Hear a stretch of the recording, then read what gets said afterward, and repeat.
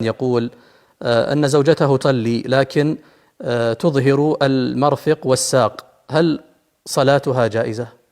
لا يظهر شيء منها، المرأة كلها عورة في الصلاة إلا وجهها إذا لم يكن عندها رجال أجانب، والباقي تغطيه وتصلي، لأن ستر العورة من شروط الصلاة. نعم. ولو ظهر يا شيخ هل تبطل صلاتها؟ إذا ظهر بدون تعمد منها لا تبطل صلاتها، أما إذا كانت متعمدة فإن صلاتها لا تصح. نعم. يقول السائل أبو وليد: في أيام شبابي وبداية زواجي جامعت زوجتي في نهار رمضان، فما هي الكفارة؟ الكفارة أن تقضي اليوم الذي جامعتها فيه أنت وهي، كل واحد منكم، هي مثلك عليها ما عليك، تقضيان اليوم الذي جامعتها فيه، هذا واحد. الأمر الثاني، كل واحد عليه الكفارة وهي عتق رقبة، فإذا لم يجد الرقبة فإنه يصوم شهرين متتابعين، فعليكما صيام شهرين متتابعين كل واحد منكما. نعم. تقول: انقطع الماء عن البيت قبل الفجر وكنت حينها على جنابة، وتوضأت بكمية قليلة من الماء لا تكفي للاغتسال، وصليت ثم نمت، واغتسلت قبل الظهر حين وصل الماء. تقول: هل فعلي هذا صحيح؟ إذا كان الماء ما وصل في وقت الصلاة تتيمم بالتراب، فلم تجدوا ماء فتيمموا وتصلي ويجزيها ذلك. نعم. وماذا عن إذا وصلها الماء؟ لا بد من استعمال الماء، إذا كان الماء وصلها وهي قادرة على استعماله فلا بد من استعماله. نعم. إذا وصل قبل الظهر، يعني بعد ذلك بفترة طويلة، لا تؤجل الصلاة إلى دخول الظهر، تصلي بالتيمم. يعني نقصد يا شيخ، هل يجزئ التيمم عن الغسل حتى لو وصل الماء متأخرا؟ يجزي. نعم. نعم. الإجابات المختصرة لمعالي الشيخ صالح بن فوزان الفوزان: هل إذا اشتكيت لأهلي أو صديقي من معصية فعلتها أكون مجاهرا بالمعصية؟ أي نعم، تب إلى الله ولا تخبر بمعصيتك، تب إلى الله توبة صحيحة، والله غفور رحيم، ولا تخبر أحدا. نعم. الإجابات المختصرة لمعالي الشيخ صالح بن فوزان الفوزان. أحد الإخوة أيضا بعث بهذا السؤال، يقول: أقرأ في كتب السيرة وقد لفت نظري حب رسول الله صلى الله عليه وسلم لعائشة رضي الله عنها، فلماذا خصت بهذا الحب وهذه المكانة؟ تحب لأنها أم المؤمنين، وهي الصديقة بنت الصديق، لمكانة أبيها رضي الله عنه أبي بكر الصديق، لأنها بنت أبي بكر الصديق الذي هو أفضل الصحابة. نعم. الإجابات المختصرة لمعالي الشيخ صالح بن فوزان الفوزان. تقول: تواجه بعض النساء ربات البيوت الضغط في العمل في المنزل مما يحول بينهن وبين القيام بالعبادة على الوجه الأكمل في رمضان، خدمتهن لأزواجهن، هل يحتسبن في ذلك ويكفي الأجر؟ لا ما يكفي هذا أن يخدمن أزواجهن ويتركن العبادة في رمضان والتطوع، بل يخدمن أزواجهن وقت الحاجة، وقت حاجتهم، وأيضا يجعلن لهن حظا من الطاعة والعبادة وقيام الليل في المساجد مع النساء وفي البيوت. نعم. إجابات المختصرة لمعالي الشيخ صالح بن فوزان الفوزان: صديقي يأخذ من راتب زوجته من دون علمها، علما أنه لا يعمل، وزوجته لا تصرف على البيت بسبب حبها للمال. يقول: المبلغ الذي يأخذه يتم صرفه على البيت، هل يجوز فعله هذا؟ ما يأخذ إلا بإذنها، إلا برضاها، لأن هذا مالها، لا يجوز أن يأخذ شيئا منه بدون رضاها.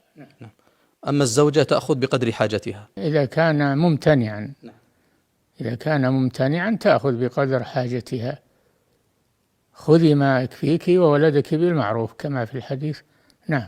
الإجابات المختصرة لمعالي الشيخ صالح بن فوزان الفوزان. إحدى الأخوات تقول: أصبت باكتئاب وهلع شديد لدرجة أنني أشعر بالسقوط أثناء أداء الصلاة، هل أعذر بالصلاة جالسة؟ الجلوس مع عدم القدرة على القيام، أما إذا كنت تقدرين على القيام فهو ركن من أركان الصلاة. نعم. وما إذا كانت مريضة فتعذر؟ إذا كانت لا تقدر على القيام تعذر في الجلوس. يقول: تزوجت منذ 4 سنوات وإلى الآن لم يحدث حمل، فهل يحق لي أن أتزوج بثانية؟ وهل لو تزوجت بثانية أكون آثم وظلمت الأولى؟ أفيدونا جزاكم الله خيرا. تزوج ب4 أباح الله لك ذلك، وهذا فيه ثواب. تزوج لأجل عصمة الإنسان من الفساد، ومن أجل الذرية، طلب الذرية الصالحة. فتزوج إلى 4 نسوة إذا كنت تقدر على ذلك. تقول بأنها وضعت طفل العام الماضي واستمر معها النفاس أكثر من 40 يوما، وأول دورة لها بعد النفاس كانت في 14 رمضان، واستمرت حتى منتصف شوال، لكن كانت أشبه بالنزيف من كونها دورة شهرية. تقول: ولم أفطر ولا يوم لأني كنت شاكة بأنه نزيف، هل أقضي الأيام التي صمتها في رمضان مع العلم بأنني لم أفطر؟ هذا لابد من معرفة نوعية الدم. إذا كان نزيفا فلها أن تصوم، إذا لم يضرها الصيام تصوم. أما إذا كان حيضا أو نفاسا فإنها لا تصوم، لأن الحائض لا تصوم، كذلك النفساء لا تصوم، لا يصح صيامها، لو صامت ما صح صيامها. أحد الإخوة يقول: هل يجوز للجنب التيمم لصلاة الفجر إذا كان الجو باردا؟ لا، يسخن الماء ويتطهر به، وإذا كان ليس عنده ما يسخن به الماء ويخشى على نفسه من الخطر فيتيمم، لأن هذا عذر يبيح له التيمم. هذا أحد الإخوة يقول: مات أبي في حادث سيارة وعليه صيام كفارة الجماع، هل نصوم عنه؟ إذا صمتم عنه فهذا من البر به وإبراء ذمته، ولكم في ذلك الأجر من الله إن شاء الله. نعم. هل هناك حث على كثرة النسل، وما الحكم في تحديد النسل؟ نعم، يقول الرسول صلى الله عليه وسلم: تزوجوا الولود فإني مكاثر بكم يوم القيامة. فرغب الشارع في كثرة النسل لأن فيه تكثير الأمة، لأن كثرة النسل فيه تكثير الأمة المحمدية. ولا يجوز تحديد النسل، لا يجوز تحديد النسل، وإنما يجوز تأخير النسل عند الحاجة. نعم. هل يجوز للمرأة أن تتصدق دون علم زوجها لأن زوجها يمنعها من الصدقة؟ الشيء اليسير كإعطاء سائل عند الباب أو نحو ذلك، أو جائع لا بأس تعمله. أما الشيء الكثير فلا بد من إذن زوجها. يقول: عندي مبلغ من المال جمعته لكي أزوج به أحد أولادي، فهل عليه زكاة؟ نعم، إلى أن تنفقه، ما دام لم تنفقه فتجب فيه الزكاة إذا حال عليه الحول وهو في ملكك. نعم. هذه فتاة تقول: صديقتي أصيبت بمرض السرطان وعالجت منه، وأخبرها الطبيب المعالج بأنها شفيت منه تماما بعد الفحوصات اللازمة، وتسأل الشيخ صالح: إذا تقدم لها خاطب هل يجوز عليها أن تخبره بهذا المرض أم لا مأجورين؟ نعم، إذا كان المرض يخل بحقوق الزوجية فإنها تخبره بذلك. نعم. يقول: فضيلة الشيخ، أنا أبحث عن امرأة للزواج منذ سنوات ولم أجد بعد، وأشترط أن تكون ذات دين مع بعض المواصفات الشكلية التي أرغب أن تتوفر فيها، هل علي شيء في ذلك؟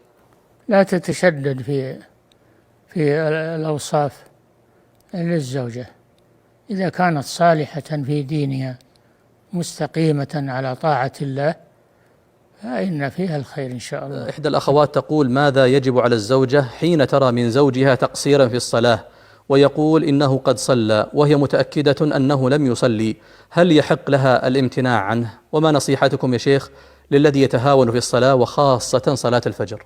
لا يجوز لمسلم يخاف الله أن يؤخر الصلاة عن وقتها وعن الجماعة، بل عليه أن يصلي الصلاة في وقتها ومع جماعة المسلمين، هذا واجب عليه، ولا يجوز له التهاون في ذلك.